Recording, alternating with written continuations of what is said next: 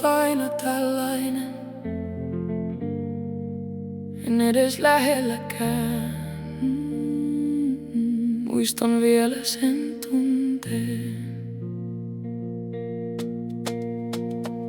Kun joku katsoi minua, enkä oikein tiennyt mihin katsoo. Se ei ollut pelkoa, mutta jokin siinä tuntui epämukavalta.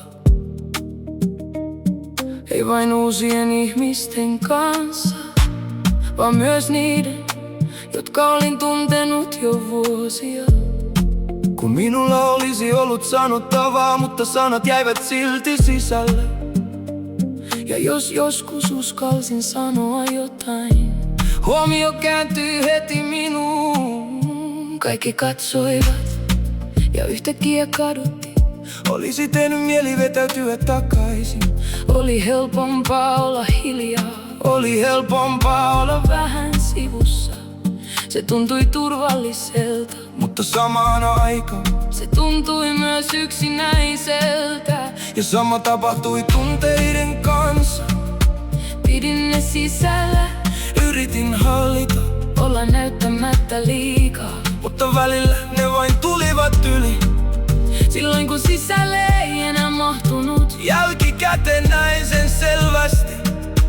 Pelko ei ollut ihmisissä, vaan siinä, mitä ajattelin heidän ajattelevan. Koin, että jos sanon oman mielipiteeni, saan osakseni hylkäämistä tai tuomitsemista. Ja se oli oma ohjelmointini. Ja mielenkiintoista on, että niin myös tapahtui. Kun uskalsin sanoa oman totuuteni, sain välillä juuri sitä, mitä pelkäsin. Mutta nyt ymmärrän sen eri tavalla.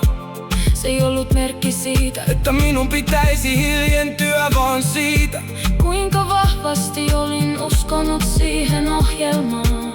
Ja kuinka tarkasti todellisuus peilasi sen takaisin, kun aloin nähdä nämä ohjelmoinnit. En voinut enää olla näkemättä niitä. Jos silloin jokin muuttui, en enää yrittänyt pakottaa itseäni muuttumaan. Aloin pysähtyä niiden äärelle huomaamaan, tunnistamaan ja ennen kaikkea tuntemaan tunteita, joita olin pitkään vältellyt. Ja kun annoin niiden olla loppuun asti, jokin alkoi vapautua hiljalleen kerros kerrokselta. Ne samat ohjelmoinnit, jotka ennen nojasivat minua, menettivät voimansa. Ja nyt huomaan, että uskallan olla enemmän tässä, näkyä, puhua, olla en täydellisesti, mutta aidommin.